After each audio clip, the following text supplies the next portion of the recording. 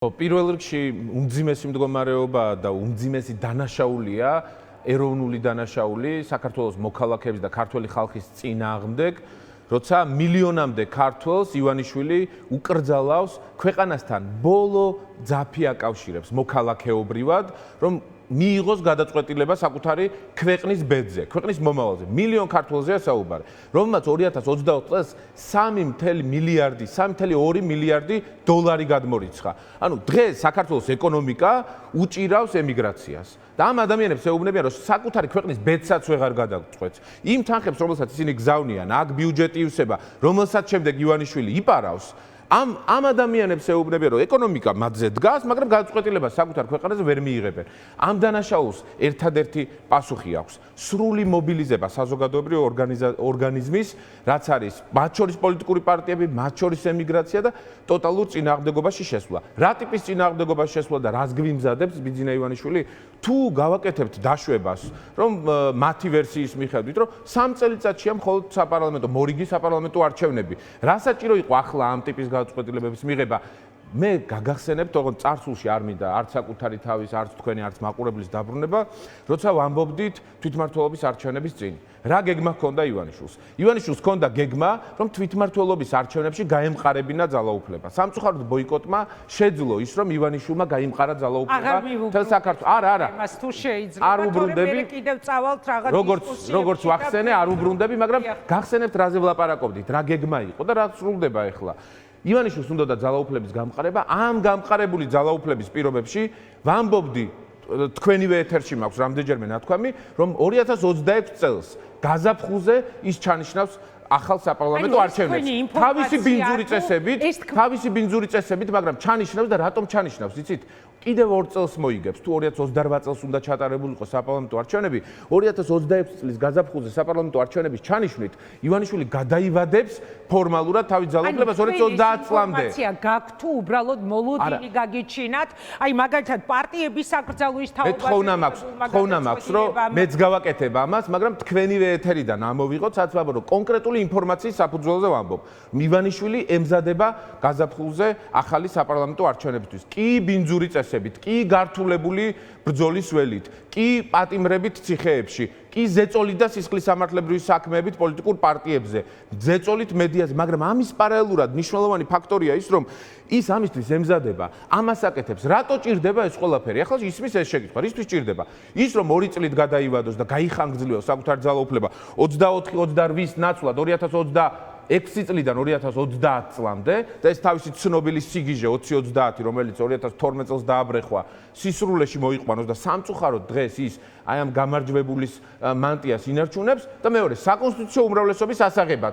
რა შეჭირდება საკონსტიტუციო უმრავლესობა? ეს არის ყველაზე სახიფათო თემა, ეხლა თქვენ თავადვე მიადექით ამ თემას.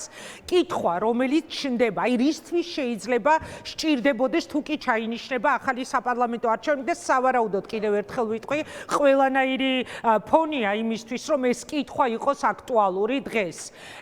ერთი, თქვა, იზოლაციიდან თავის დასაღწევად, მაგრამ არ გამოვა, იმიტომ რომ ახალი არჩევნები თუ ჩაინიშნება, ამ დროს სავარაუდოდ თქვენ საკრძალული იქნებით, ახალი საკრძალული იქნება, ნაციონალური მოძრაობაც აკრძალული იქნება და უკვე აღარ გამოვა ეს, რომ აი მე ჩავატარე ახალი არჩევნები, ანუ ნახევარზე მეტი ოპოზიცია ან ციხეში, ან ახალი საქმეები გაქვს აღძრული, აკრძალული, არ გამოვა, მაგრამ აქ ჩნდება ყველაზე დიდი საფრთხე, რისთვის ჭირდება, რისთვის შეიძლება სჭირდებოდეს საკონსტიტუციო უმრავლესობა, საგარეო კურსი, რომელიც კონსტიტუციით არის განსაზღვრული ამ ქვეყანაში და ხომ არ შეიძლება ვიფიქროთ, რომ სწორედ აი ამის ამოღება უნდა ეხლა ივანიშვილს და მის პარტიას კონსტიტუციიდან და უკვე ბევრი ექსპერტის მოსაზრებასაც გავეცანი, ეგრეთ წოდებული ნეიტრალიტეტის თემის შემოგდება ხომ ტყუილად არ მოხდა, ხო? საკუთარი მხარდამჭერების მხრიდან.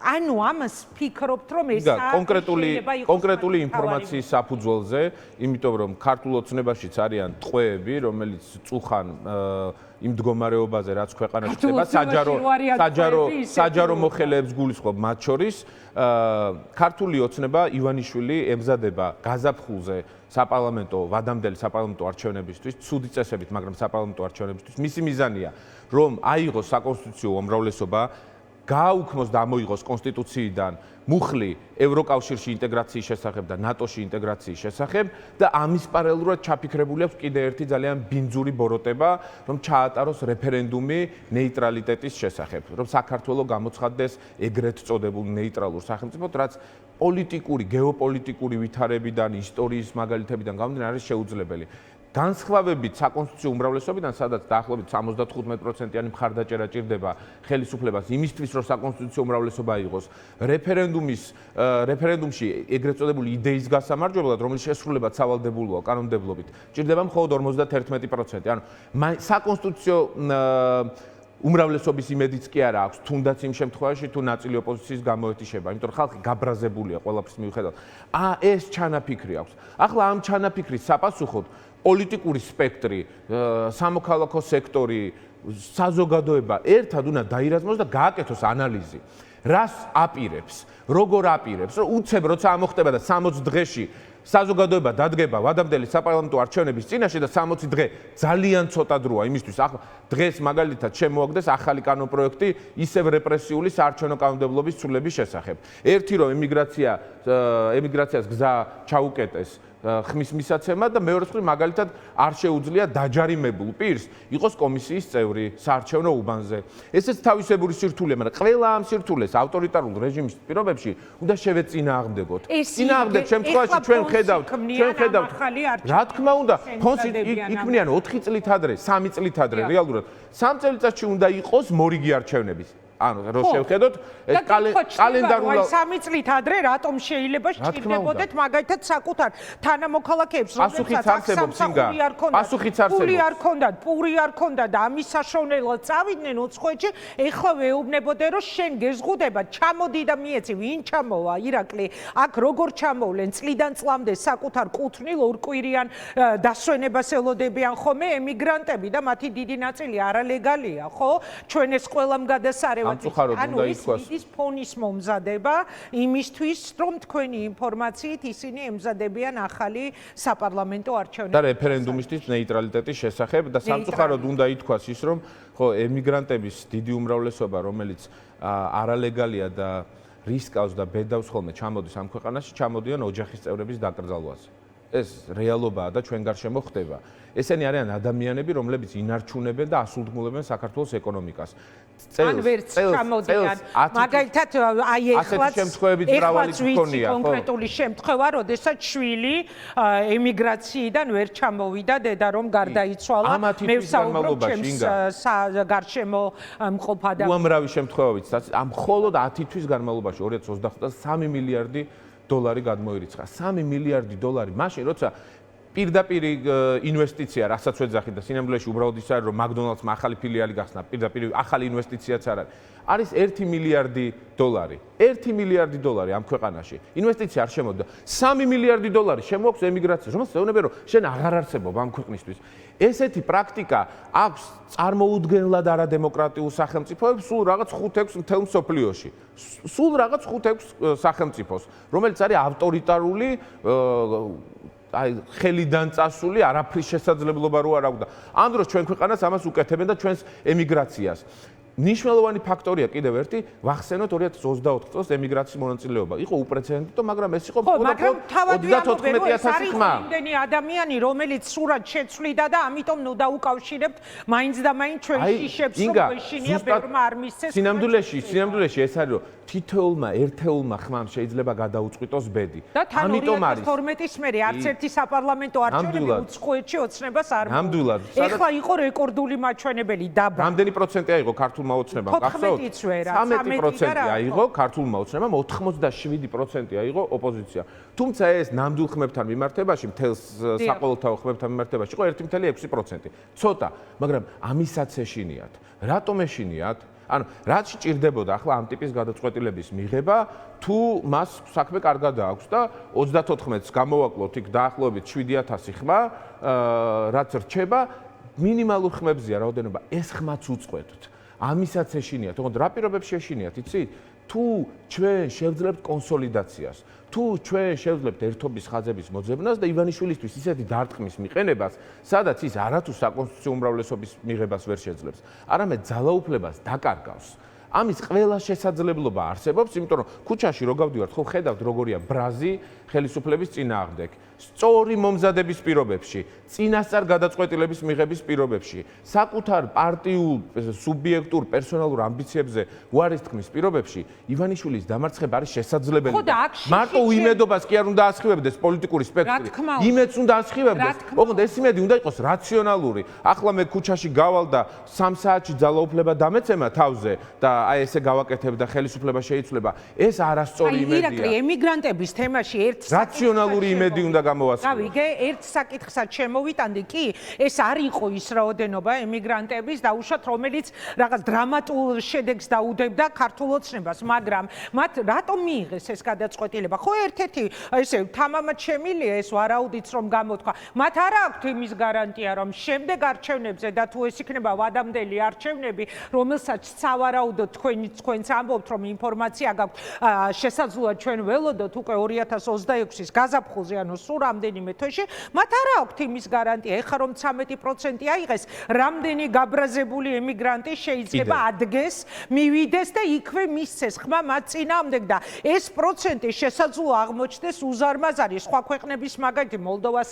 მაგალითი მაგალითად ემიგრაციის მხარდაჭერის ამბავში, ხო? აი ძალიან მარტივად იძლევა ამის თქმის საშუალებას. ეხლა გაბრაზებული შეიძლება მართლა ამის შიში აქვთ, რომ ეხლა უფრო ბევრად მეტი მივიდეს. მათ შორის უნდა ითქვას, რომ ჩემი აზრით 27,000 ხმისაც ეშინიათ. აი, სხვა პოზიტიურ მოლოდინებზეც რომ არ წავიდეთ, 27,000 ოპოზიციური ხმისაც ძალიან ეშინია დღეს ივანიშვილს. ცოტა ჯამური შედეგისთვის და ბევრად მეტი უნდა მისულიყო და ცდილობდით, მაგრამ რაც გამოვიდა, 27,000 ხმისაც ეშინიათ. ის ცდილობს, რომ ყველა თითოეული ხმა გამოიყენოს, თითოეული ხმა დაბლოკოს იმისთვის, რომ ეს რეპრესიული გამარჯვება მოიპოვოს. რა შეჭირდება ეს ყველაფერი? ერთი, რომ კონსტიტუცია შეცვალოს, მეორე, ევროკავშირის და ევროინტეგრაციის პროცესი საბოლოოდ დაასამაროს, რუსული დაკვეთა შეასრულოს თავის მხრივ, გადაფაროს საერთოდ სოციალური საკითხები, მაშინ როცა ასეულობით $1,000,000 იპარავენ, თვითონ 6,000 ლარით გაიზარდეს ხელფასი, პენსია გაზარდეს 20 ლარით. დღეს დაამტკიცად შევიდა თბილისის ბიუჯეტი, ჯერ დამტკიცებულა შევიდა საკრებულოში თბილისის ბიუჯეტი, მუნიციპალური ბიუჯეტი. ისევ ლარი და 70 თეთრი წერია სოციალურად დაუცველების საკვებულ უფაზე. აი, დღეში რომ ლარ და 70 თეთრად რომ უნდა გამოკვებონ, ისევ ეს წერია. ამ ვითარებაში მათ ჭირდებათ მუდმივი პოლიტიკური, არაადეკვატური დუღილი, ძალადობრივი მექანიზმები, აი გუშინდელი გადაწყვეტილებებს ვიხეთ, 3 მნიშვნელოვანი გადაწყვეტილება გამოაგდეს. ერთდროულად მძიმე. რატო აკეთებენ ამას ერთდროულად? იმიტომ რომ პროპაგანდის და მათ შორის ამ რუსული მოქმედების ერთ-ერთი სახეა, რომ ერთდროულად შემოიტანონ ეს სადაო საკითხები, რომელზეც რეაგირებასაც ვეღარ ასწრებს. კი, და სამწუხაროდ ოპოზიცია, რომელიც წლების განმავლობაში თავადვე ქმნიდა ხოლმე დღის წესრიგს, სამწუხაროდ კიდევ ერთხელ გავიმეორებ ამ სიტყვას, დღეს ქართული ოცნების დღის წესრიგზე ვართ ყველანი ასე აღმოჩნდა, ხო? მათ ისინი ქმნიან დღის წესრიგს თუნდაც აი მაგ შოკური თერაპიით რა, ერთი კანონი, მეორე, მესამე რაღაც სიგიჟი არანორმალური გაჭერა, სისტემის სამართლის საქმე. ერთი კითხვა მინდა დაგისვათ, აი ვინაიდან თქვენც ამბობთ, რომ ელოდებით, რომ შესაძლოა მართლა 2026-ის გაზაფხულზე დაინიშნოს ვადამდელი არჩევნები. ოპოზიცია ეხლა არის იმ ფორმაში, თუ ეს ასე მოხდება, რომ რაღაცა შედეგისთვის იბრძოლოს, კონკრეტულად თქვენი ლიდერების წინააღმდეგ ახალი საქმე არის აღძრული, გირაო არ ნიშნავს რომ ციხეში არ გაუშვებენ. ნახევარზე მეტი ოპოზიციის ლიდერები არიან ციხეში, ხო? ელენე ხოშტარიას დაბადების დღეა და მიულოცავ ელენეს პირდაპირ ეთერში მალე თავისუფლება და გამარჯვება. ირაკლისგანაც მიიღეთ, ირაკლის გიულოცავს ელენე. ხო, აკრძალვა მოხდება საკონსტიტუციოთი, ანუ რეალურად სრულიად განიარაღებულია ეხლა ოპოზიცია. ეხლა როგორ წარმოგიდგენიათ თქვენ? ალბათ უკვე ფიქრობთ, რა უნდა გააკეთოთ აკრძალვის შემთხვევაში და პლუს ამისა, აი ამ ფონზე თუ უცებ ჩანიშნავს არჩევნებს. მე არ ვფიქრობ, რომ განიარაღებულია ოპოზიცია, ვფიქრობ, რომ საზოგადოება და ოპოზიცია არის ერთმანეთის სარკე. ეს ესეთ მოცემულობაა ყოველთვის. საზოგადოება და ოპოზიცია ერთმანეთის სარკეა. მე ვფიქრობ, რომ დღეს ჩვენ სახელმწიფოში 80% საქართველოს მოქალაქეების არის ოპოზიციურად განწყობილი. ამ 80%-ს სჭირდება განცალკევებულად მდგომი პოლიტიკურ პარტიებს შორის კონსოლიდაცია, სჭირდება საერთო ერთიან ძლიერ ეროვნულ სტრატეგიაზე, ქართულ სტრატეგიაზე შეთანხმება და ამის შემდეგ ეს 80% შესაძლოა აისახოს უკვე მათ შორის იმ შედეგში და გადაწყვეტილებაში, რამაც უნდა დაასრულოს მაგრამ ივანიშვილი. აკრძალვა თუ მოხდება პატიმრობაში მყოფი ან გასაგებია, მაგრამ ჩვენ ხო ფარხმალის დაყრას არ ვაპირებთ. ჩვენ ანუ ფიქრობთ რომ ამ რეალობაში შესაძლებელია ყველანაირ რეალობაში ბრძოლას ყოველთვის აქვს აზრი. რატომაც მათი დამთავრება? ბრძოლას ყოველთვის აქვს აზრი. აიკრძალება პოლიტიკური პარტია ლელო, რომელიც ასაკრძალთა სიაშია და რაღაც სისულელები უწერიათ ხო იმ საკონსტიტუციო სარჩელში. ვიპოვით სხვა გზას, ახალ სუბიექტს, სხვა სუბიექტს. ვერ შევძლებთ ამას, სხვა ტიპის სუბიექტი იქნება, რომელსაც მხარდაჭერას გამოუცხადეთ. გზის პოვნა შეიძლება თუ შენ ბრძოლა გინდა, გჯერა და გწამს იმის, რომ ამ ქვეყანაში არ შეიძლება ბიძინა ივანიშვილი, ქურდი და ყაჩაღი და კორუფციონერი იღებდეს გადაწყვეტილებას ჩვენს პენსიონერებზე, პედაგოგებზე, ჯარისკაცებზე, მედიაზე, თავისუფლებაზე და საერთოდ პოლიტიკურ პროცესზე ამ ქვეყანაში. დიდი მადლობა ირაკლი. მოკლედ მე უბრალოდ ვისაუბრე ჩემს შტაბ-ჭრილებაზე, ჩემს მოლოდინზე და თქვენ ამბობთ რომ თქვენ ინფორმაცია გაქვთ რომ ინფორმაცია არსებობს, რომელზეც საუბრობდით მათ შორის თვითმმართველობის არჩევნების წინ.